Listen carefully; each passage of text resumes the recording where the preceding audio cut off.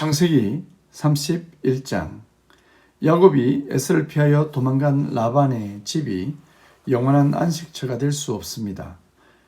라반과 야곱은 수준이 비슷했고 자기의 유익을 조금 더 찾아가려는 욕심과 탐심의 모습이 그대로 그들의 삶 속에서 나타나는 것을 볼 수 있습니다. 야곱을 대하는 라반의 태도가 급변하여 안색이 좋지 못하게 된 것은 그들의 갈등이 최고조에 달했음을 말하고 있습니다. 인간이 서로 돕고 협력하는 듯 해도 때론 자신의 욕망과 자기의 소유를 더 가지려는 욕망이 꿈틀거리기 마련입니다. 야곱은 이제 의지할 것이 없어졌습니다. 피난처가 오히려 강도의 소굴처럼 느껴지고 외삼촌 라반은 그 강도의 소굴에 강도처럼 돌변하여 야곱의 소유를 모두 빼앗아 버릴 것 같습니다.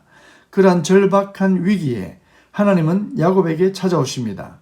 하나님은 하나님의 사람들을 때로는 외로움과 두려움에 던져버리시고는 하나님을 소망하게 하시는 것 같습니다. 라반의 행동이 야곱에게 불리하게 작용되어지고 야곱을 공격하려는 상황에서 야곱은 오히려 한 줄기 빛을 보게 됩니다.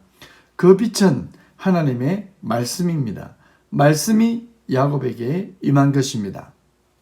그리고 야곱의 노력과 인간적인 술책이 야곱에게 유익을 준 것이 아니라 하나님의 간섭하심과 배려가 야곱을 살리셨습니다. 그러나 여전히 그의 행동은 자신의 소유를 포기하지 못해서 그 욕심과 탐욕을 가슴에 안고 라반의 집을 떠나는 것 같습니다. 야곱의 가장 사랑하는 아내 라헬은 드라빔을 훔칩니다.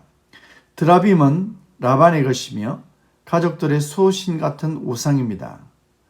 라헬은 야곱과 한몸인 부부인데도 불구하고 언약 백성의 대표인 야곱의 하나님을 신뢰하지 않고 그 긴박한 탈출의 순간에 우상을 챙기는 모습에서 라헬과 야곱의 영적인 건강 상태를 읽을 수 있습니다.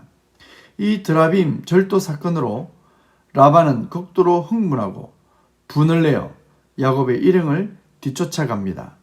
사실 전쟁과도 같은 일이 일어났습니다.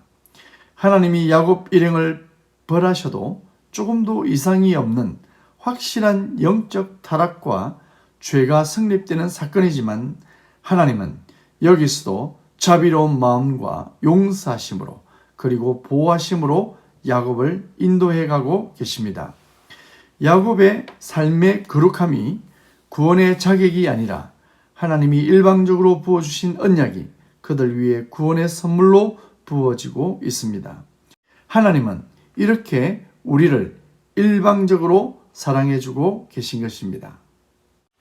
29절에 라반은 야곱에게 이렇게 말하고 있습니다.